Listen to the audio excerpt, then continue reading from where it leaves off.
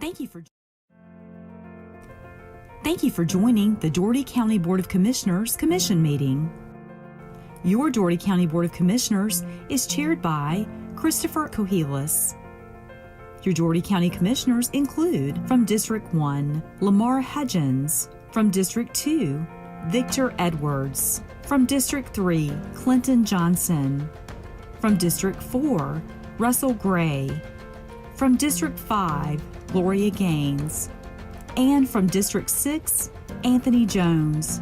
We are also joined by County Administrator Michael McCoy, Assistant County Administrator Scott Addison, County Clerk Juwan Ware, and County Attorney Spencer Lee. This is your Dougherty County Board of Commissioners Commission meeting.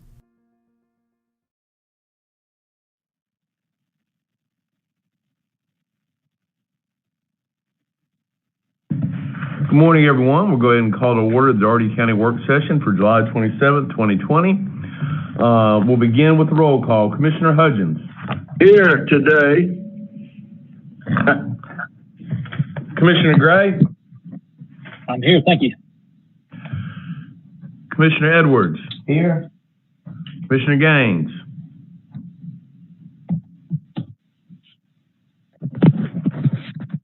Commissioner Gaines. All right, Commissioner Johnson.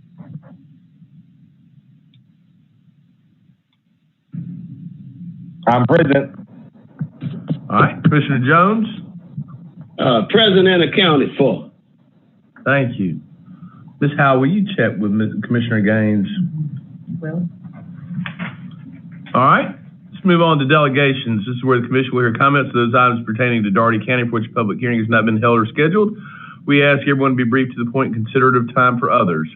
Our first delegation is Election Supervisor Ginger Nickerson, present to provide an update on the proposed presidential election process. Good morning. Good morning, Mr. Chairman. Good morning. I just wanted to present to the commissioners, good morning, everyone, the update on what is going on with the elections process in Dougherty County. Wanted to present some good news. First of all, we applied for a grant through the Secretary of State's office that was allotted for equipment purchases for this new election equipment. There are items that we needed to facilitate the process properly. And we were able to accrue a 46.18% match on what we spent. We actually spent $17,986.90. And we were repaid $9,681.07. So that was a good thing for our office too, and for the state to be able to give us that money back for what we spent. The main concern for us, of course, is the November 3rd election. We do not have an August the 11th runoff as some of our surrounding counties do. So we're focused on preparing for that election. Our main concern remains always with staffing. We do not have enough staffing to open all precincts for the June election. So we are heavily recruiting individuals to work, not just at the precincts, but also in our office. We will need approximately about 280 people, 280 individuals to staff all 28 precincts on election day or more. So we're hopeful that we'll be able to get those numbers, get those people recruited. Wendy has been assisting us. We've been able to fill all of our manager positions at all 28 locations. So now we're still working on bringing in more staff, and that includes our office as well. Of course, due to the pandemic, we were not able to accrue new staff, full-time staff as we requested. So we're working to assure that we have enough part-timers to come in and make sure that we're able to facilitate this process.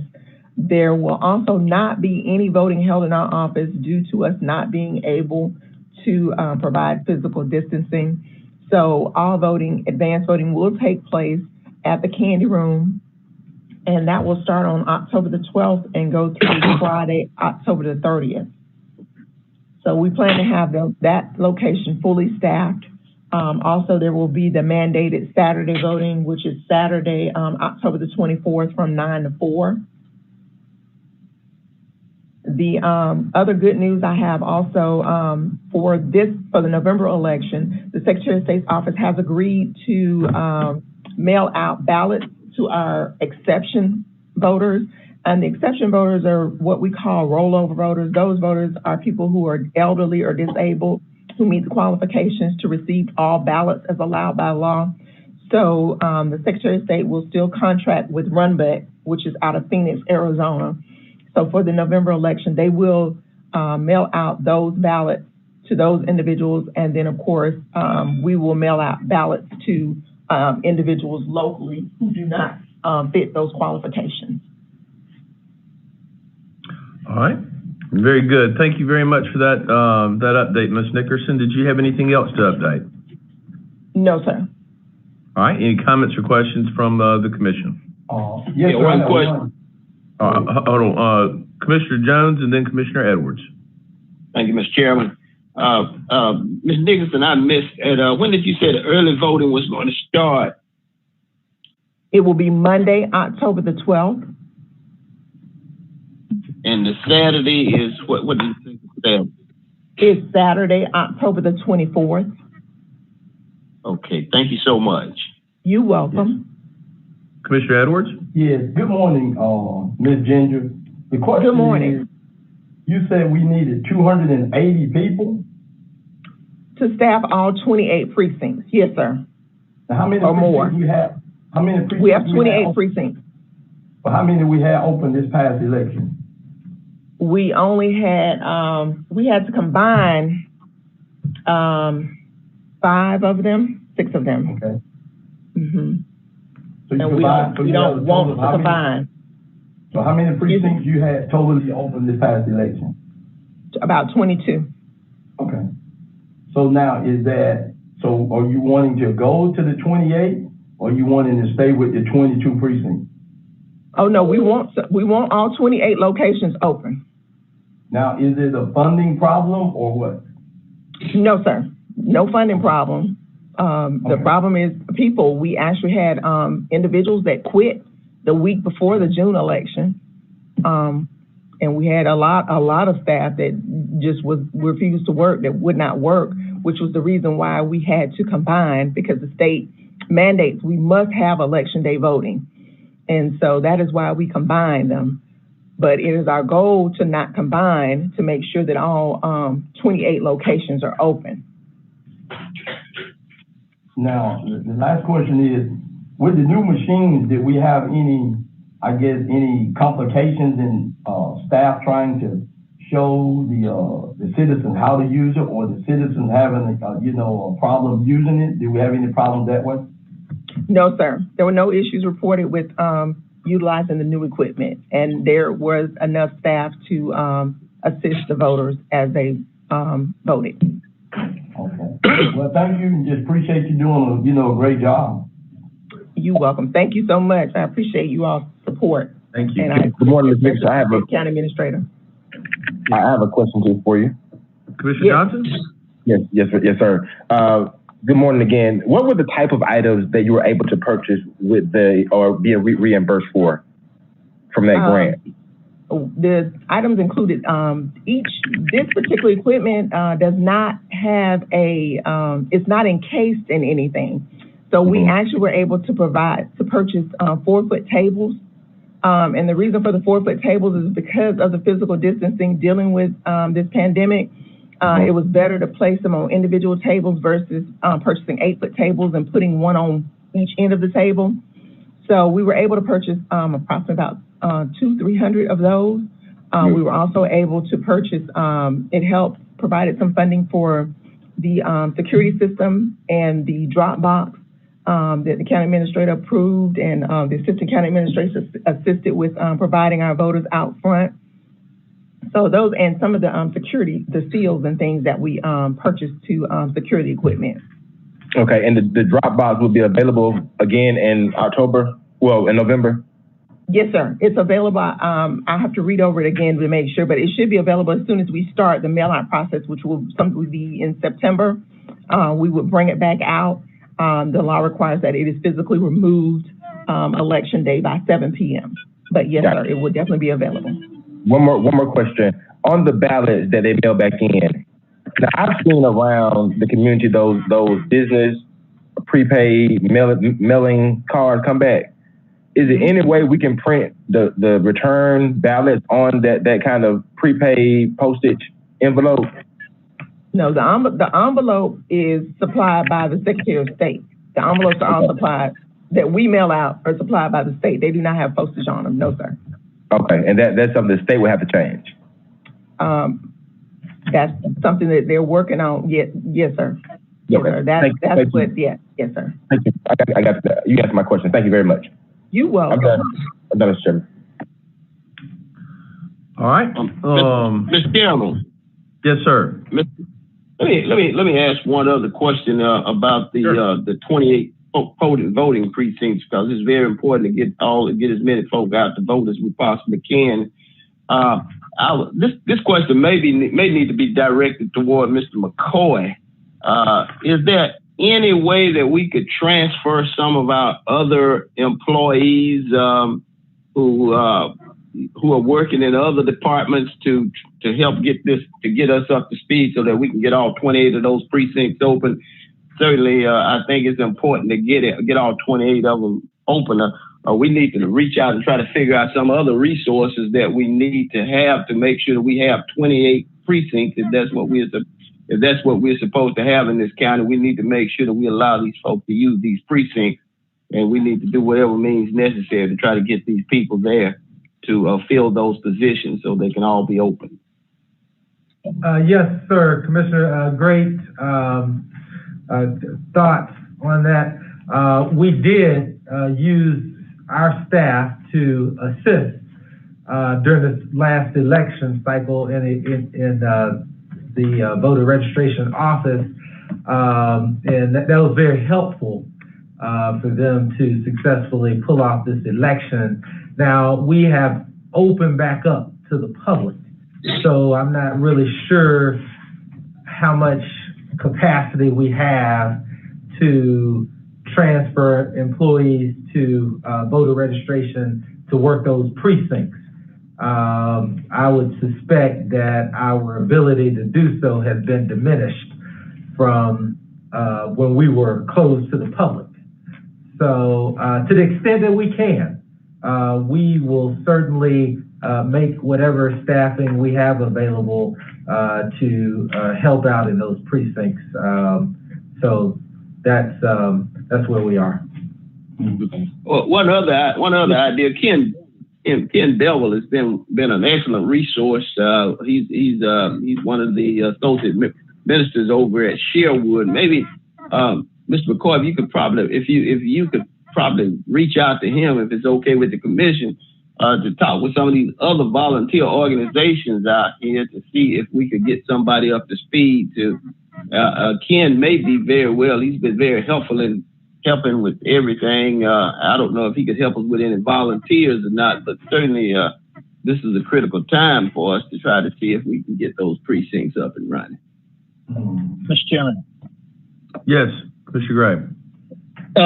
Just want to add here, I think one thing that historically has occurred to fill these vacancies, they're largely volunteers. A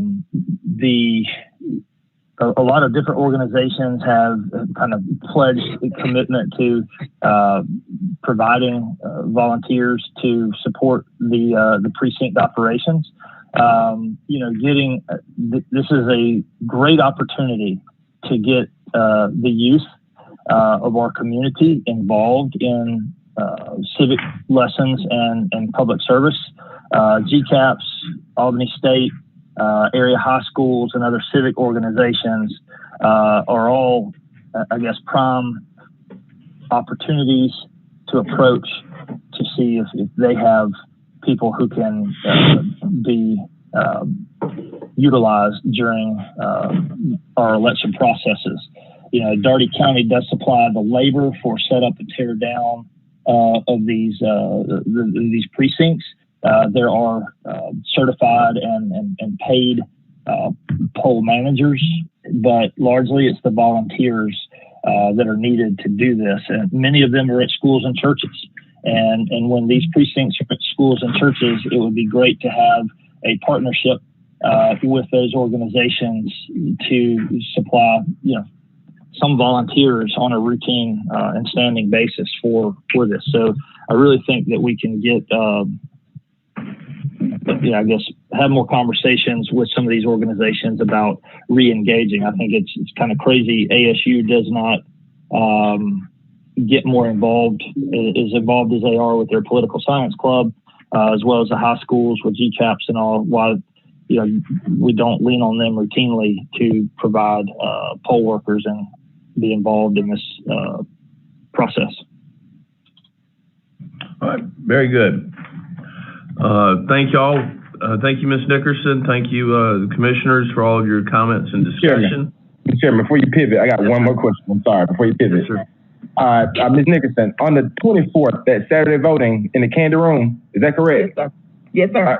What's that layout for social distancing? Is it going to be a line outside? People are going to be separated and only allowed a certain amount into the building at a time? What's your plan for that? We will definitely have enough staff to ensure that there is physical distancing. We will wrap the line on the inside, which we've had to do before in the past, as much as we can. But of course, we will ensure whatever the guidelines are at that time that they are being followed. So we will have at least 12 people, if not more, down there on that Saturday. To provide assistance to ensure that everything is being facilitated properly. Okay. Any need for us to do anything for like tents on the outside, or you think we'll be able to wrap it around in a safe way? That's to be determined. So it's hard to say what the weather might be. That it might be raining. So that's something we may want to think about, consider as we grow closer to that day. That might be something we might have to do. At least I think that would be a great idea. But it's just on a wait and see basis on how, exactly what the day will hold, what it looks like on the outside. But we're definitely going to make sure that they are physical distance and everything is being sanitized and all of our workers are covered.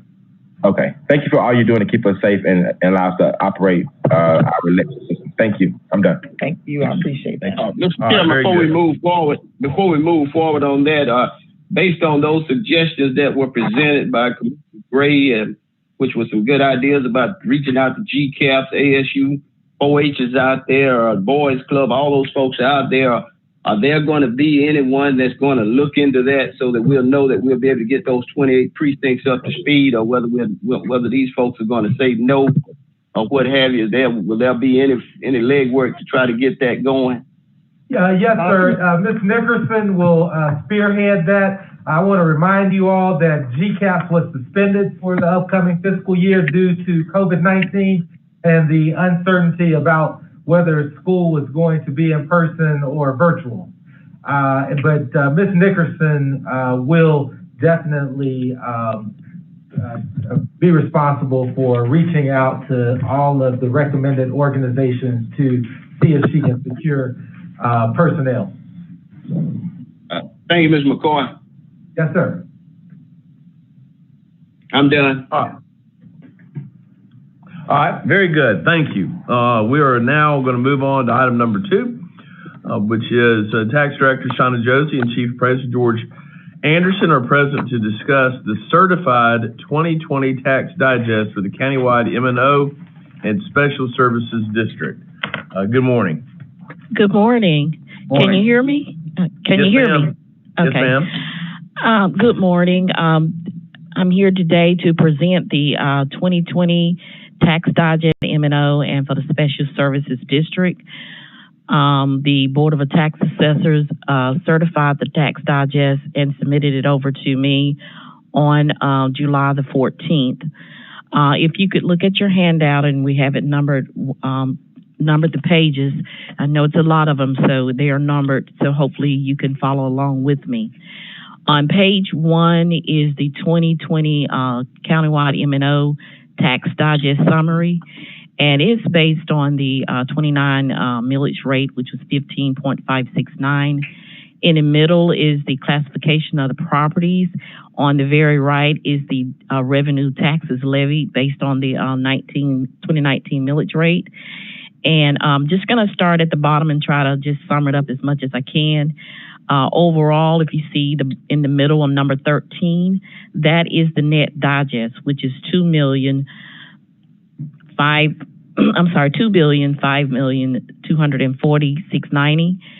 And over to the far right, A is the $31,219,592, and B, which is your forest land protection reimbursement, which is $211,314, and then your PDA pilots amount on the estimated at $2,107,528, which giving you a total of $33,538,434. On page 2, it gives you a breakdown of your personal property, your real property, and at the very bottom, it gives you the total classification of all properties. For the personal property, if you look in the middle where it says the 2020 assessed value, number 3, it's $294,937,785. If you go down to the bottom portion, number 6, which is your net real property, which is $1,660,804,165. Of course, giving you that grand total, which is number 13 for your net M&O of $2,005,240,690.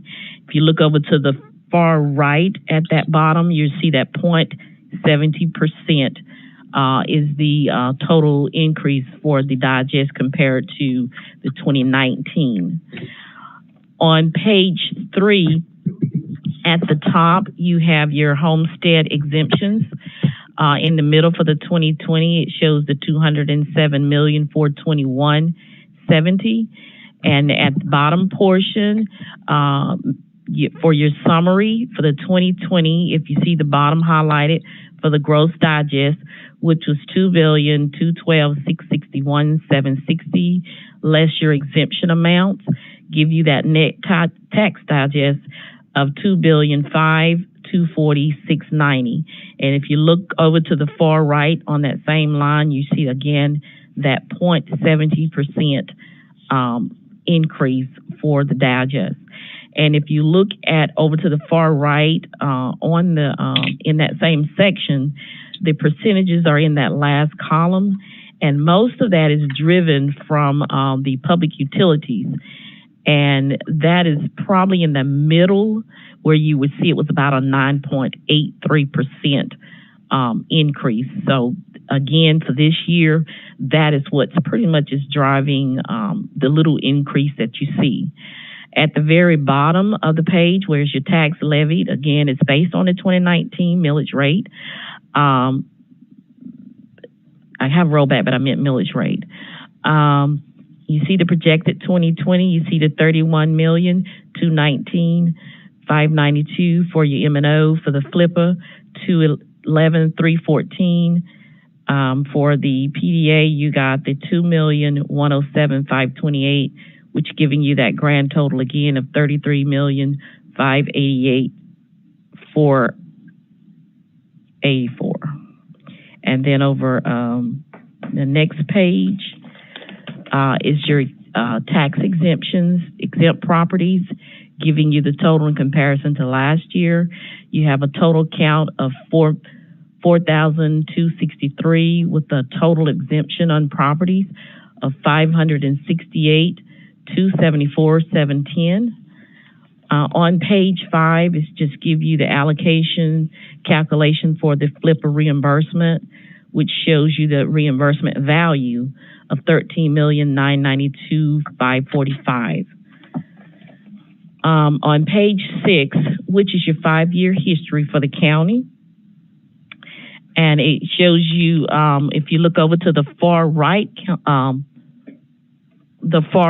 will give you the 2020 I won't read all of it. I'll just start with the gross amount, where you see in the white section is the $2,212,661,760, less your exemptions, giving you the net of the $2,524,690. And of course, the middle has to do with the rollback and the gross, giving you the gross based on that sales tax. And that's also based on the millage rate from last year, if it remains the same, giving you a total tax amount of the $31,219,592. I'm sorry, $31,219,592, which you're showing an increase of that $216,984, and there again you see that 0.70%. On page 7, you will have your rollback. And of course, it's in comparison to your 2019 digest over to the left. In the middle has to do with the inflationary growth, reassessment. And then over to the far right, you have your 2020 digest. And then again, when you look at the gray area, you see that $2,212,661,760. And then of course, less your exemption, giving you the net digest again of $2,524,690. If you look down at the more like the middle section where you see the asterisk, that is your rollback millage rate, which is 15.481 in comparison to the 2019 millage rate. If it remains the same, 15.569. You see the increase of that 0.57 based on the rollback millage rate projection. If you decide to roll back the millage rate, you would only have to advertise the 5-year history, which was on the previous page. If you choose to remain the same, then of course you would have to have the public hearings for the announcing the tax increase based on the rollback millage rate. So if that happens on page 8, if you see where the highlighted part with the asterisk with Sunday, August the 2nd, that's when we will advertise the 5-year history in the public hearings. August the 10th and August the 17th would be the public hearings, as well as, if approved by the commission, to adopt the 2020 millage rate on August the 17th. And we're planning to submit the tax digest on August the 21st. On page 9 and page 10 is the announcement. One is the press release, and page 10 is the actual ad that will be posted in the paper in reference to the notice of tax increase for the countywide M&O. Ms. Josie, just real quick, yes, I just want to capture something. Help direct me. Which page is where we would have to advertise potentially? 10? The advertisement itself is on page 10. Okay. All right. Where's the calculation? Yeah. I think what Mr. McCoy, this is Gloria. Hold on, Commissioner Gaines. Let me get this question out real quick, okay, please. Thank you. Just real briefly, Ms. Josie, what has actually happened is the value of our digest has actually gone up, which is a good thing. Is that correct? Very little. Yes, sir. No, that's not what I'm asking. Has it gone up? Let's see. Yes, sir. If you look back on page 3 for the comparison from 19 to 20, there is a slight increase. Yes, sir. Yes, ma'am. So it went up, and that's a good thing. I recognize it's small, but that is a good thing for the citizens, correct? Yes. Yes, sir. Anything is an increase is good. Okay. So, I mean, I recognize that. So, I mean, that means the value of our mill has increased, which provides benefit to the citizens. And even though we would have to potentially advertise a tax increase, it is effectively not a tax increase by any stretch of the imagination. Is that correct? Yes, sir. You're correct.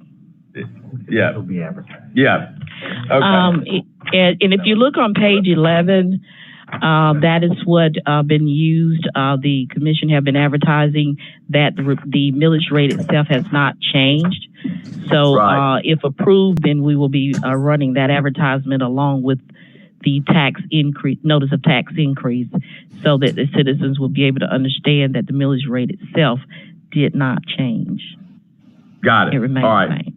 Thank you so much, Mr. I want to, I know I'm probably belaboring the point, but I want to make sure that that's in the minutes and very clear that, you know, we've actually experienced some growth in the growth to our tax digest and the value of our tax digest, which are all good things for the citizens.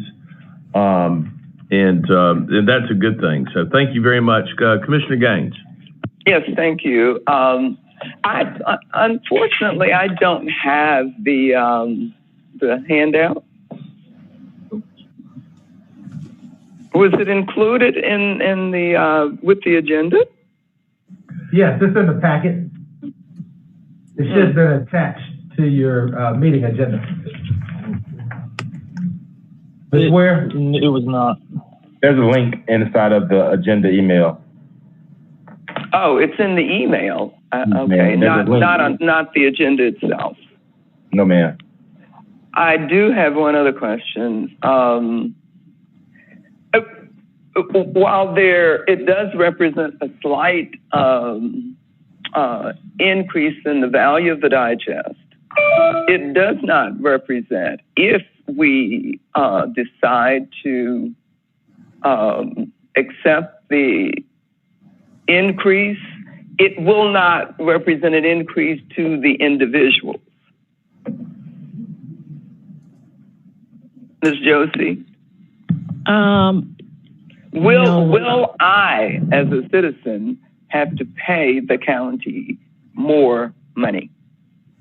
Well, if the millage rate remains the same and your value on your property remains the same and all exemptions remain the same, then your taxes will be pretty much the same amount as it was. Not pretty much, but exactly the same.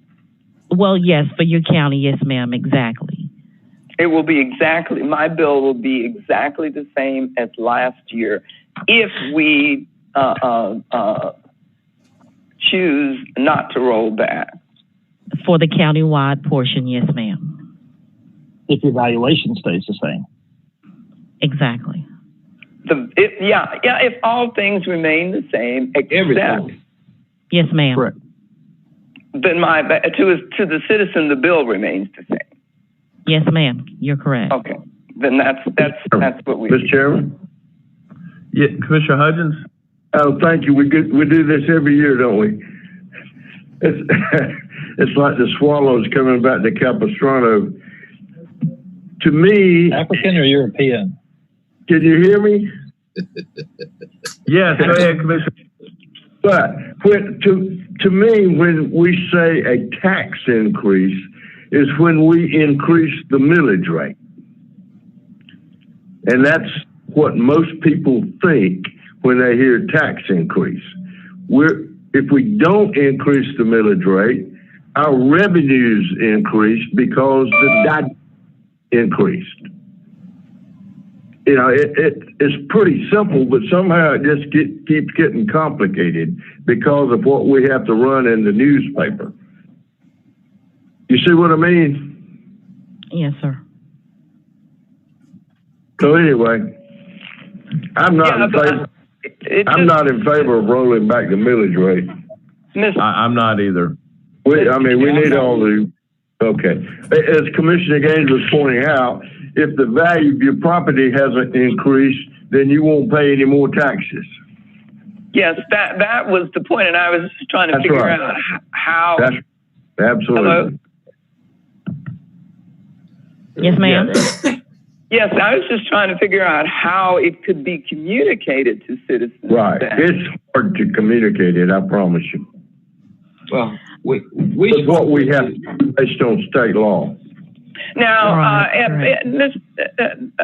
Commissioner Hudgens, we have on occasion actually implemented the rollback. Pardon? We have actually implemented in the past. Yes, we have in the past. Yes, we have. Yeah. That's right. And that's what it cost us dearly. It caused confusion. That's why it causes confusion, because of the fact that it shows that tax increase, and it's not. We spoke with ACCG on that, which is the Association of County Commissioners, and we also spoke with the legislators to see if they could change that language so that the rollback don't. When we put in the rollback in the paper, that the citizens don't whip us over the head by saying they got a tax increase, which they did. But the legislators, those folks did anything about it. So the best thing to do is to leave it alone and not roll it back. Then we don't get whipped over the head for something we didn't do. Well, we usually get intimidated into rolling it back so we don't look like we're increasing taxes. Yeah. But anyway, we get a whipping for it. Yeah. But I don't care. I just feel like we need all the revenue we can get. Natural growth is what any business has to have to survive. So if we get 0.7% growth, that's not a windfall. No, it's not. But it moves the needle. It doesn't even compare with the rate of inflation. No, Mr. Wall. Yes, sir, Mr. Chairman. Could you sort of wrap this up and put a bow on it for me? Yes, sir. So the 5-year tax digest that'll be advertised in the Albany Herald is the key thing that y'all should focus on, because it's what your citizens will see, and it'll show the history of your tax digest for the last 5 years.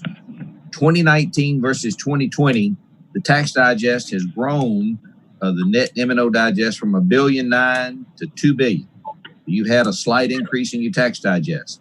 The growth in that is primarily due to public utilities and the fact that the Freeport exemptions are $26 million less. And so to go to Commissioner Gaines's comment, the real and personal property, like the value of your house, your tax digest on real and personal property went down by about $5 million. So some folks will pay less by you keeping the same millage rate. You keeping the exact same millage rate and having to advertise a property tax increase is something that Roy Barnes put into effect back in 2001, that if the tax digest went up, like if the tax digest went up and you kept the same millage rate, you would get a slightly greater amount of cash dollars. But as Commissioner Hudgens talks about, that's growth. Anybody needs growth. And that old law back in 2001 was designed, it was targeted at the metropolitan Atlanta area, which was getting significant growth, and a lot of folks were getting phantom tax increases. That is not occurring in Dougherty County. Unfortunately, you're one of 159 counties in Georgia, so you're caught up in laws that were set for Metro Atlanta.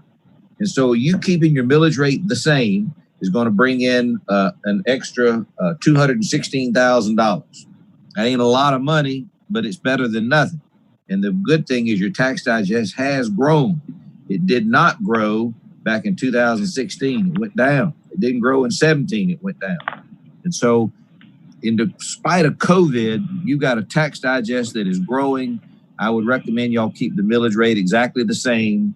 And the $216,000 in extra revenue that you're getting, by and large, none of that's coming from citizens or residents. Mr. Chairman, I have a question for Ms. Johnson while I finish. I'm done, boss. Go ahead, Commissioner Johnson. Okay, on page 3, we had a loss on page 3 in our industrial and our motor vehicle.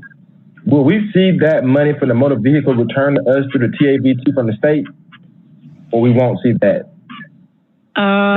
Yes, sir, because the motor vehicle will be decreasing each year, and as citizens purchase new vehicles, it will be applied to your budget line item, which would be your Taft. So it should increase over the years, and your motor vehicle will continue to decrease. Where's the TABT on this assessment? It's not on there because it's not part of the tax digest. It's actually part of the budget or the revenue in the budget. Okay. So that information will be there. On the industrial loss of negative $17,067,740, what was that? Do you know exactly what that was? Excuse me, Mr. Commissioner, this is Mr. Anderson. Mr. Anderson, I can answer that question for you. Yes, sir. Mr. Anderson? Yes, sir.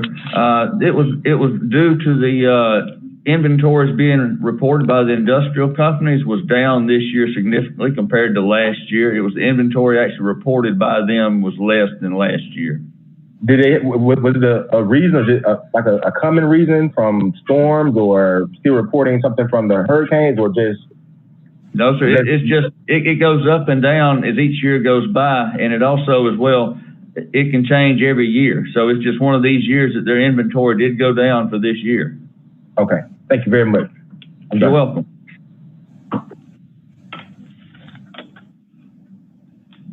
Hello? Oh, okay. Okay. Yeah. Go ahead. Any other questions? Any other questions? We're Ms. Ware, is Ms. Ware in? Would you please send me the packet, because I did not get the package. Commissioner Gaines, it's been sent. I resent it this morning. And Commissioner Gaines, this is Ed. I sent them both to you, to your AOL account.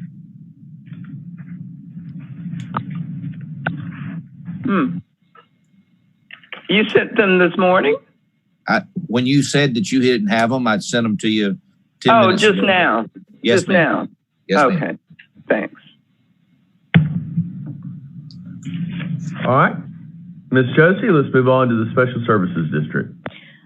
Okay. It's the same format, and pretty much the page 11 is your Special Services District, and it's based on the 2019 millage rate, which was 9.173. In the middle, you have your classifications for your net digest, which is number 13 in the middle, is $547,565,26. And over to your far right, at the A, which is $5 million, which your revenue tax levied. A is $5,022,814, and A, B, C, and E, D, B, C, D, E has to do with your FLIPA and your PDA pilot accounts, which would come roughly to about $741,504, giving you a net tax levy, including the PDA accounts, $5,764,318. On page, excuse me, did I number my pages wrong? I'm sorry about that. I went from, I skipped 12 and went to 13. I'm sorry about that. Which is your summary for your special services. In the middle, it gives you your 2020 assessed value. Over to the far right will give you your percentage for us to change. Overall, if you look at number 6 in the middle, counter down at the bottom, number 3, I'll give you personal property. Number 3 is $36,148,788. Number 6 for your net real property M&O is $495,387.44, and at the very bottom for all classifications, at the bottom 13 is $547,565,26. If you look over to the far right, it'll show you that net increase, which is 0.93. The next page gives you your homestead exemptions. In the middle will be your 2020 M&O amounts, and it's $89,288.19. Down at the bottom, highlighted, your gross digest is $636,853.45 less your homestead exemption amount, giving you the $547,565.26. The bottom portion, which is your tax levy, based on the 19 millage rate, is $5,022,814, and you add your any of your flip. I'm sorry. Yes, I'm in favor of no rollback. Okay, thank you. Commissioner Jones, are you in favor of no rollback? I am. All right, Commissioner Johnson, you in favor of no rollback? I'm in favor. Okay, Commissioner Gray, are you in favor of no rollback? Absolutely. Okay, Commissioner Gaines. On board. All right, very good. We have consensus. And thank you very much, Ms. Josie. Thank you.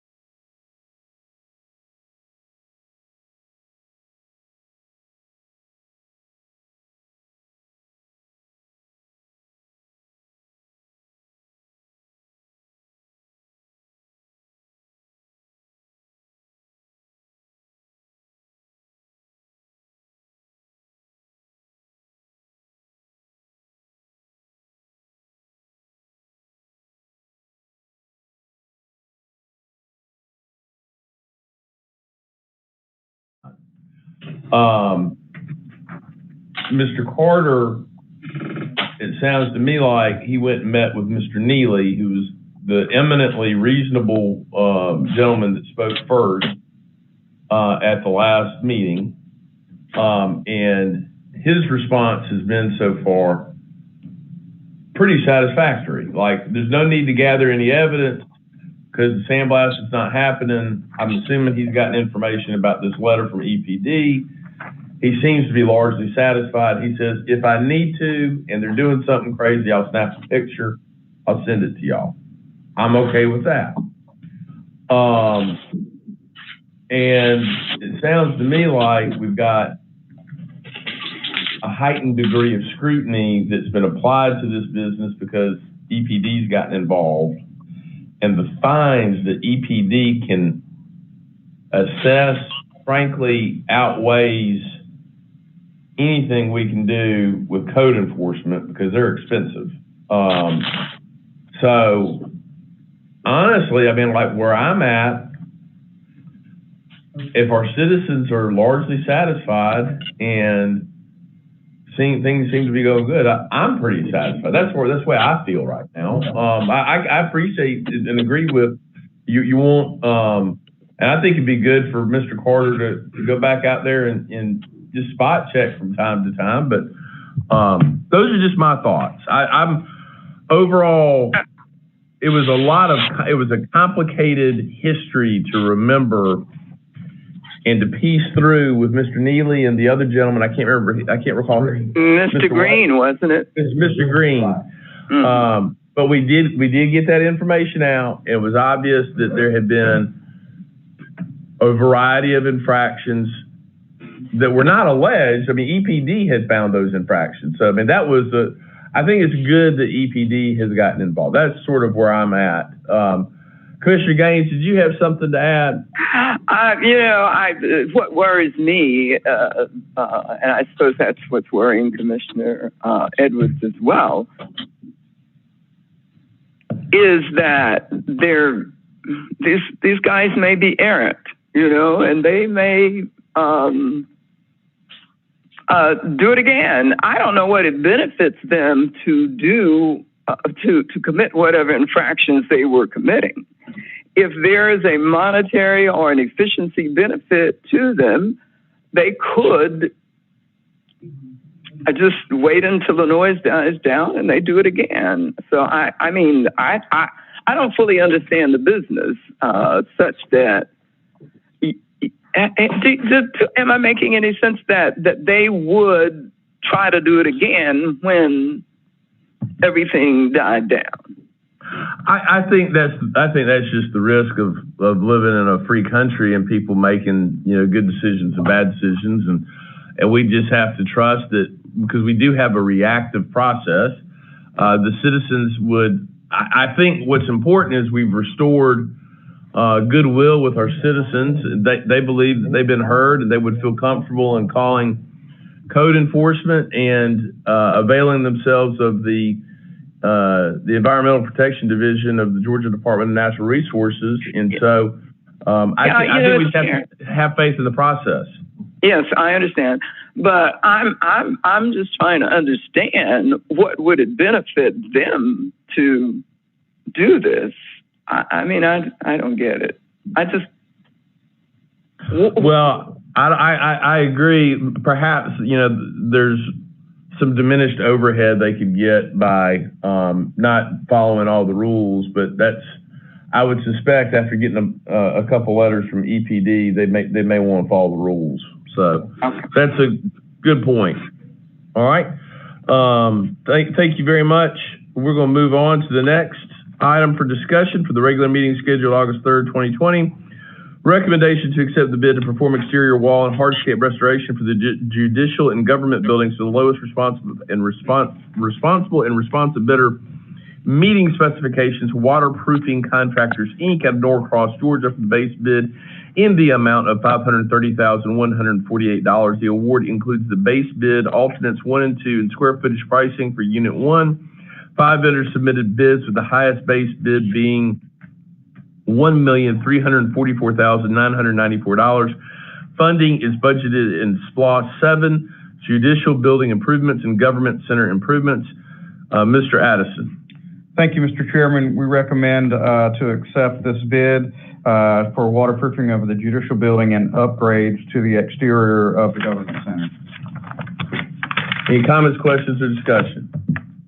There being none, we're going to move on. Recommendation to accept the quotes to install I-Wave C duct-mounted auto-cleaning needle-point bipolar ionization systems in various county buildings. The recommendation is to award the contract for the government building to the lowest responsive vendor, Safe Air Heating and Cooling, out of Albany, Georgia, in the amount of $6,650, and award the contract for the remaining buildings, all libraries, all EMS stations, public works crew quarters, solid waste administrative building, and county police headquarters to the lowest responsive vendor, Albany Air Conditioning, out of Albany, Georgia, in the amount of $34,300 for a total expenditure of $40,950. Funding will be provided from the general fund. Mr. Addison.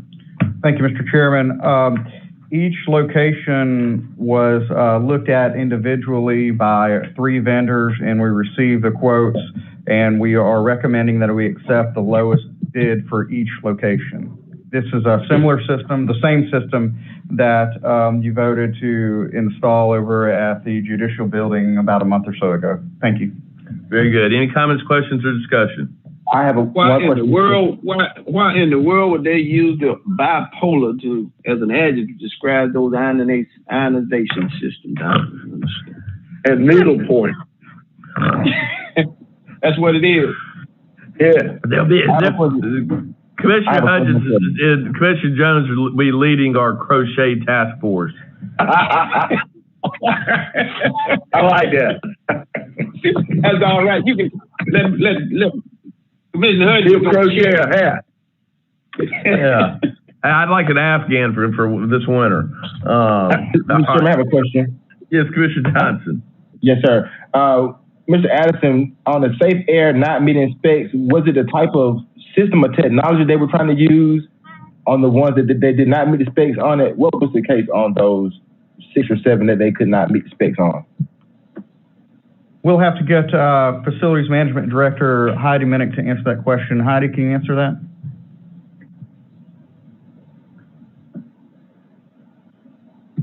Heidi, you're on mute. Good morning. Can you hear? Yes, ma'am. Yes, we can.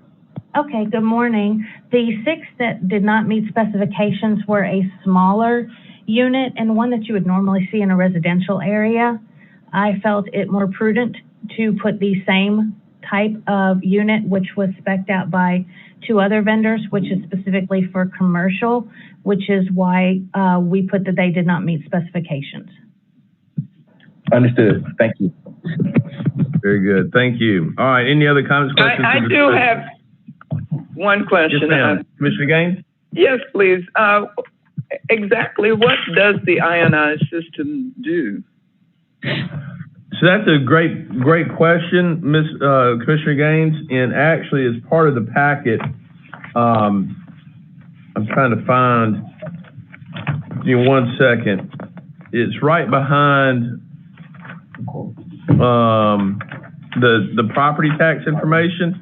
Yeah, I just got that, so I yes, ma'am. There's there's a press release on that made Business Wire that talked about how this product demonstrates a 99.4% reduction rate on COVID-19 surfaces within 30 minutes. It's a pretty interesting article, and pretty fascinating. So it's worth the read. It explains in far better parlance than me attempting to explain needlepoint bipolar ionization. Yeah. So this is somewhere between crocheting and a spaceship. I'm not exactly sure where. Defer that question to Commissioner Lamar Hudgens. I'm referring that to the crochet committee. I'll bring it more information next meeting if that'll work. Very good. Thanks. Hey, all right. Any other comments, questions? Yes. Commissioner Gray. So, if I recall correctly, the commission passed approval to purchase one of these bipolar ionization units in the judicial building. Is that correct? Yes. And so that was the only unit that was being purchased, and the board approved non-unanimously to approve that purchase, correct? Correct. So we're bidding out installation in all these other buildings. Do we have a budget on what these other units are supposed to cost? And is that going to come before the board, or is that just going to be something done with administrative authority? No, we're here before you today to get your approval next week at the regular meeting for these expenditures. So putting these bids include putting one of these units in every one of these buildings, right? Or is this just for the labor to install this company's product in these other buildings that we have not purchased yet? Yeah, it's for everything. For the installation, including labor. Okay, so that's labor and technology. Yes. So, again, I mean, I could have a lemonade stand and write my own press release and get it into Newswire. It's businesswire.com. My research has, again, confirmed that there is no clinical evidence of widespread COVID-19 human coronavirus reductions in a commercial large-scale setting. Ionization does do things to particles, viruses, and bacteria that comes through the air, but it's all the trials that have been done in a very small Korean laboratory with a guy who works more on neurons and is more involved in human issues than pathology. So, I think this is a hook that had a barb on it, and I think this is a shiny toy that doesn't necessarily need to go in all these offices, and we don't need to spend this type of money on it. We've got good sanitation crews. We keep these buildings clean.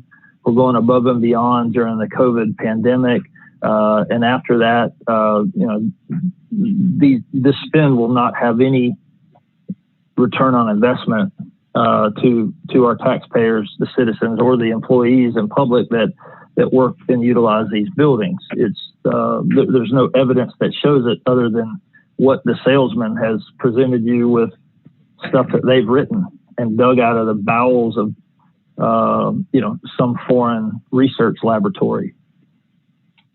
I just think it's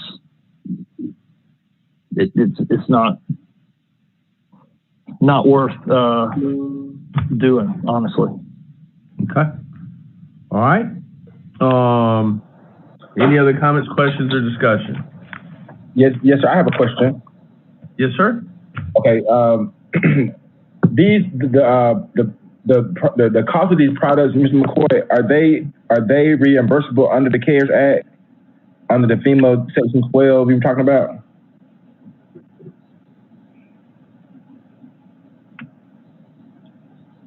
Mr. McCoy?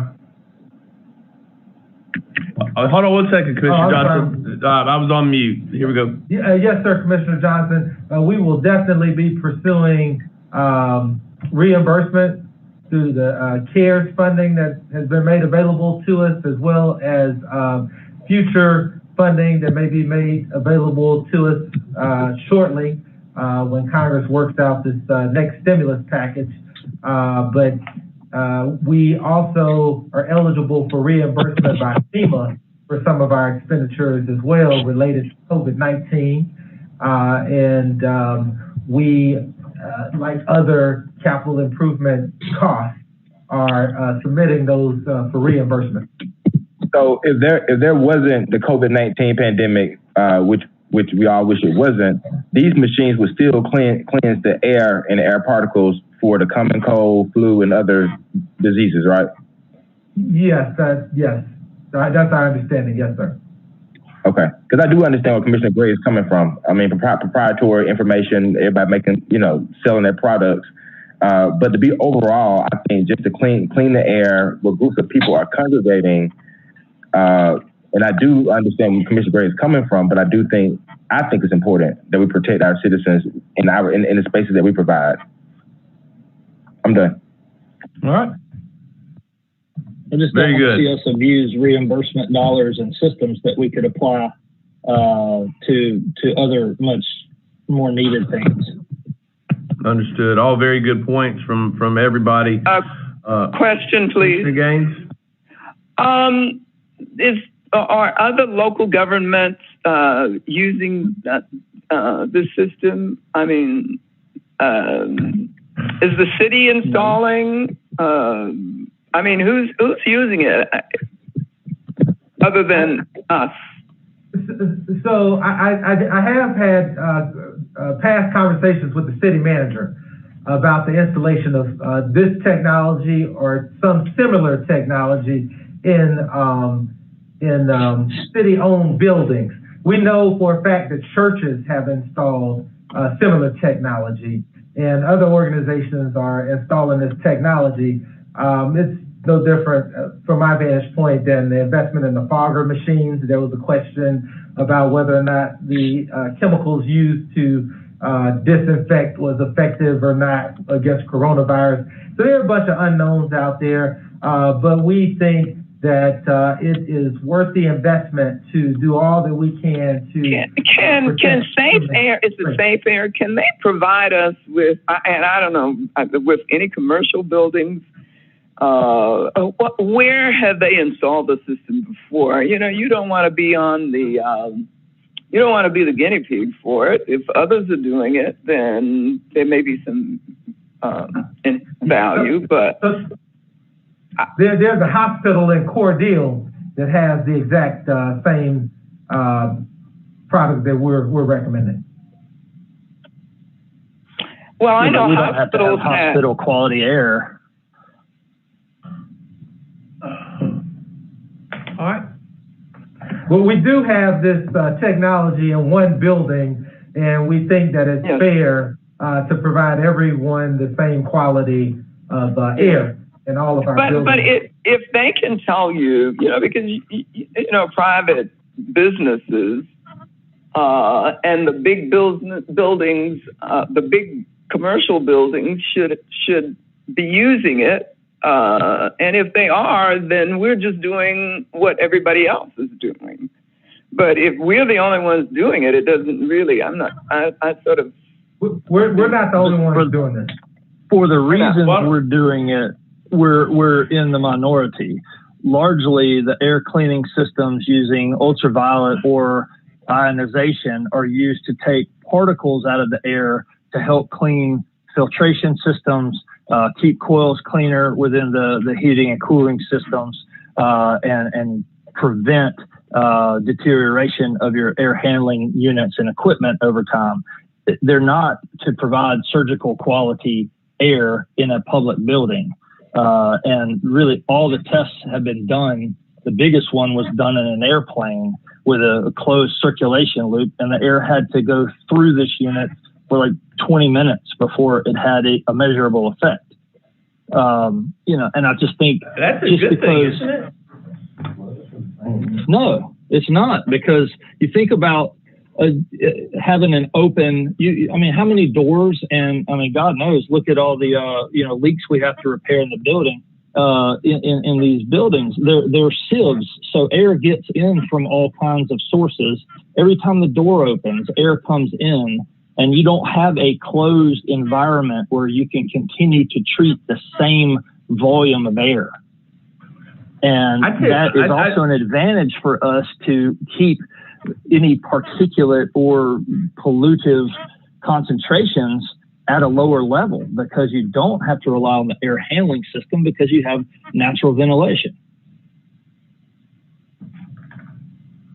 All right. So, if we're installing this in response to the COVID pandemic, it doesn't even show a clinical effect in that. It's not scientifically proven to do that. Here's where I fall on it. Staff's recommended it. It has good information. I think we need to have somebody that can speak at the next meeting, that can answer questions. And not the product vendor. Let me finish, please. Let's have a technical expert, and anybody Commissioner Gray wants here as well, that we can. I understand Commissioner Gray's points, but we need somebody here that can answer these questions and defend for or against. And I understand where Commissioner Gray's coming from, and I understand. You don't want to make an emotional purchase because we're in the middle of a pandemic, but also I want to be safe with everybody as well. And it's not lost on me that it's got a weird name called a needlepoint bipolar ionization system, and I don't know if it's a spaceship or crochet. Let's get some information in on this.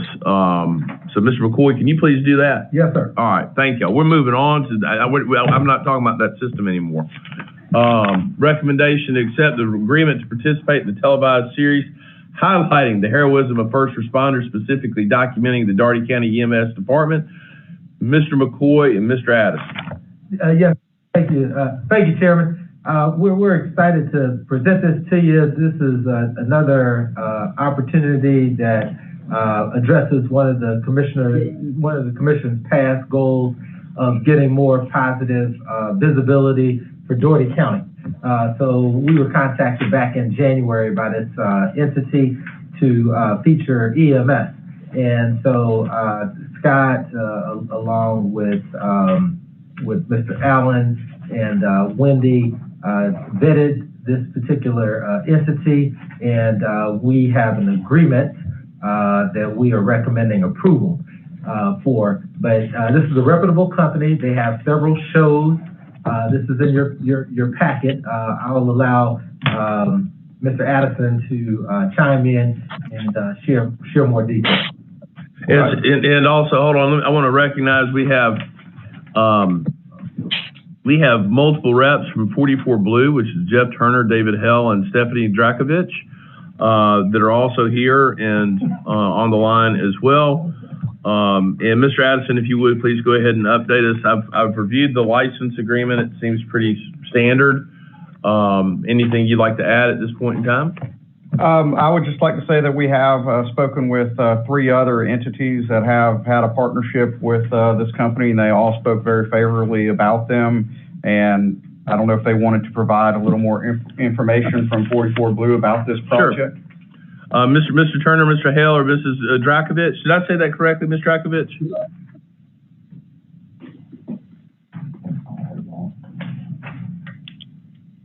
Right. Are you there? Mr. Turner? Yes. Hello, Mr. Turner? This is Jeff Turner. I have a feeling she might be unmuting, but Stephanie Drakovich is here also to speak, and David Hale also. Okay, very good. Go ahead, Mr. Turner. Sure. David, are you there?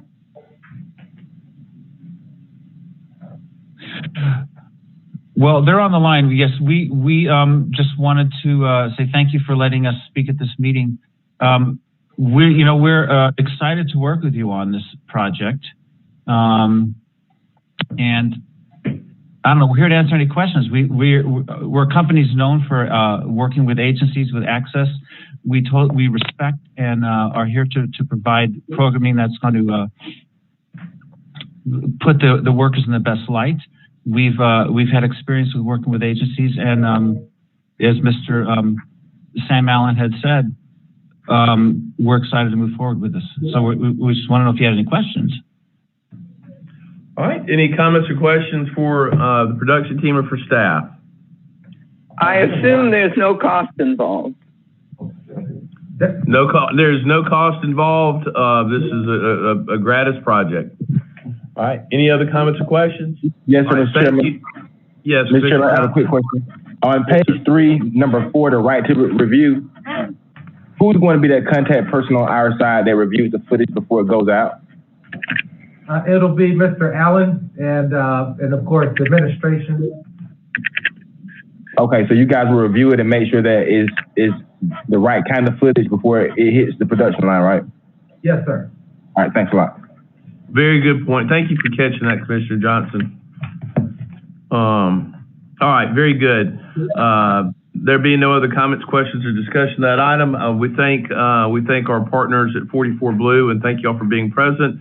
I also want to acknowledge Mr. Allen, our EMS Director Allen, and our hard workers within our paramedics and our EMTs at EMS. Thank you for all of your hard work and heroism, particularly over the past several months. We're going to move on to item number 4, recommendation to accept the resolution providing for the acceptance and recording of execution of permanent drainage easements, temporary construction easements, and a right-of-way miter acquisition quitclaim deed for the purpose of alley paving throughout Dougherty County, Georgia.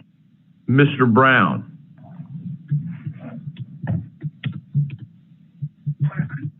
Good morning. Yeah, these are 9 easements and right-of-way acquisitions. Out of 3 of the 9 are they'll only be permanent. The rest are just temporary to access a little bit more of the private property during construction.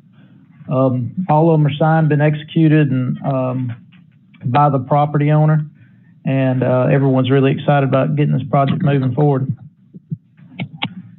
Very good. Any comments, questions, or discussion? What is expected starting date?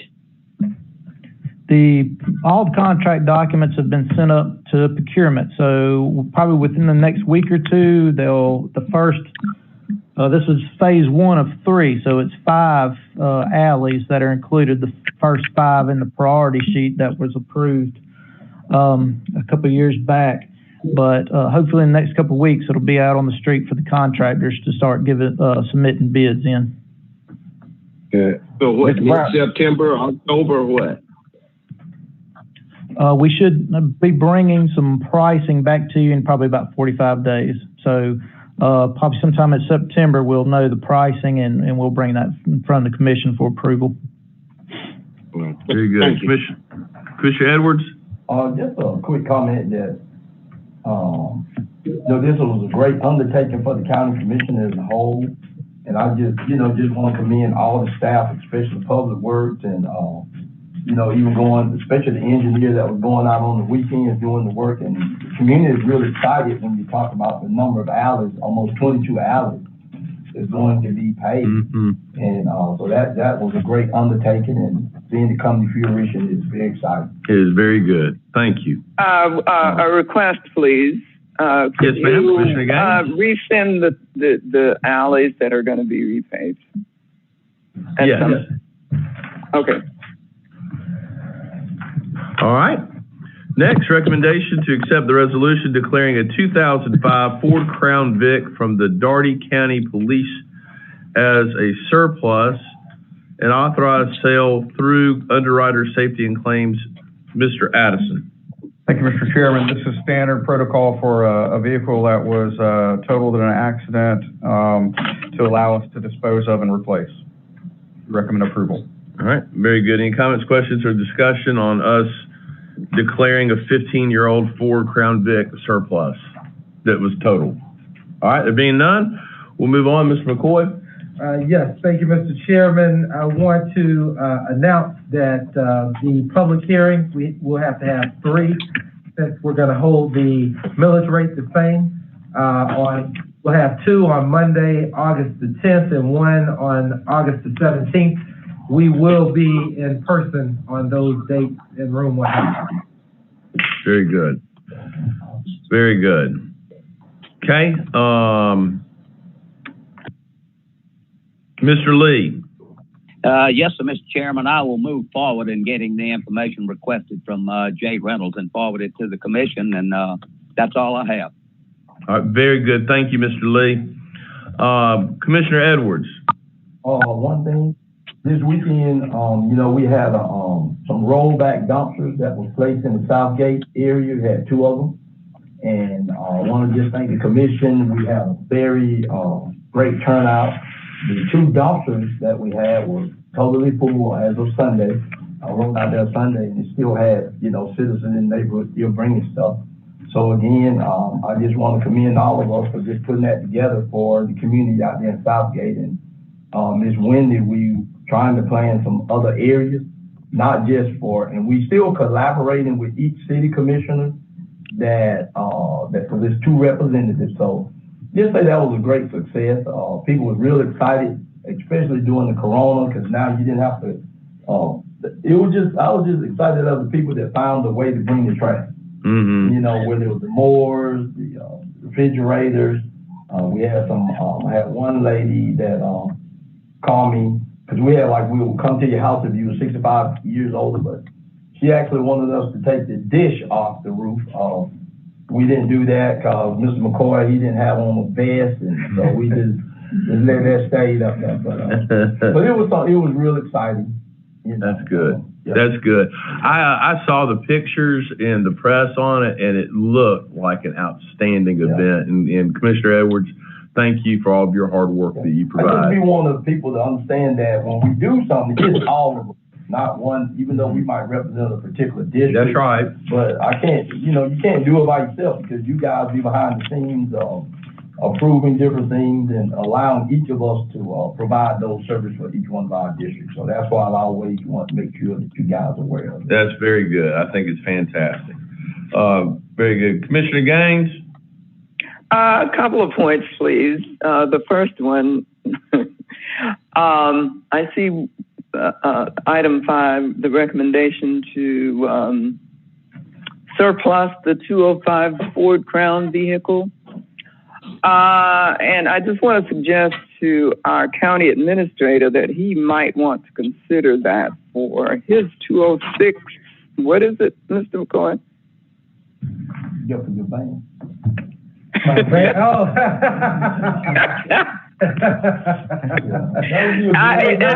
My van is a year newer. I got 06. You're about there, Mr. McCoy. That's funny. Very good. A couple other things. The 44 Blue film thing sort of reminded me, and I've been thinking about this before. I have yet to see the what is it, Lawrence Fishburne? I don't know, what was it, a documentary or something? Oh, yeah. Ms. Howell will redistribute that video to everyone. It went out some time ago, but we'll make sure it gets back to you again, okay? What did we do with it? Because I just don't know. It was released and aired on, I forget the number of PBS stations throughout the country. Oh, really? It was, and it aired several times on the station. And we have it on our social media. Do we have it on our website? Not yet. It will be on the new site. It'll be on the new site. Okay. We don't have the capabilities on the current site. Have we sent it to the CVB so that they can use it? No, but we really ought to send it. The city may have already sent it. Yeah. Yeah, I mean, whatever we were planning, whatever distribution we were planning, so that we could get some results from it, and we should really get a report. I know that you won't be able to quantify any particular benefits, but at least we could qualify the benefits that we got from this investment at some point. I think that's a good point, Commissioner Gaines. Thank you very much. Yes, ma'am. To the county administrator and to the county attorney. Some time ago, Mr. McCoy and I met some citizens out on Leary Road, and we have some abandoned structures on that highway. And I know that you're going to have to go to court at some point. And COVID came about the time that we were supposed to go to court on it. And I'd just like to remind the county administrator and the county attorney of those 4 structures that need to be torn down. Yes, ma'am. We provided an update not long ago, but that is in Spencer's court, and Mr. Carter was working in collaboration with Spencer. So it should be real close. Spencer? Yes, am I on or am I muted? Yes, you're on. You're on. All right, yeah. Commissioner, those magistrate court has just opened back up, and these go back to magistrate court. I'm preparing the petitions now and scheduling a time for a hearing with Judge Baxter Howell on or whoever is going to be handling the magistrate court at that day. But we haven't had a magistrate court. Yes, I was aware of that. Yeah. And but they're in the process right now, and they'll be filed shortly, and I'll give you the hearing date. I sure appreciate it. Thank you. Right. All right, that's it, Mr. Chair. Thank you. Commissioner Gray. Nothing further. Thank you. Commissioner Hudgens. Not a thing, Mr. Chairman. Thank you, though. Commissioner Jones. Yeah, I was about that Crown Vic. I was thinking that we could give that to Commissioner Hudgens, my good best friend, as he leaves the office, remind himself of the great work he's done here at Dougherty County over the past 28 years. I plant flowers in it. And one other thing on a serious note about the documentary that we put together, is there any way that we can research the possibility of getting that aired on the Georgia Public TV Network, Channel 14, and see if they can run that, and then everybody can see all over the state of Georgia what we're doing? Sure. Ms. Howell, will you get us some information on that? I will. Thank you. All right, very good. Commissioner Johnson. Yes, sir. I have a few things. Just want to commend the staff, the commission, and the financial advisors for the positive growth that we've seen in the digest. A lot of hard work and a lot of tough meetings, but I can appreciate the growth that we're beginning to see, and thank you for your work. Very good. Thank you. All right. I think I've covered everyone. Just as an FYI, this Friday, the Weather Channel I'm supposed to do an interview with the Weather Channel this Friday on a feature story that they're doing on us regarding the disasters of 2017. And I'll update everyone and give everyone that information as it comes about. So thank you all, and we are adjourned.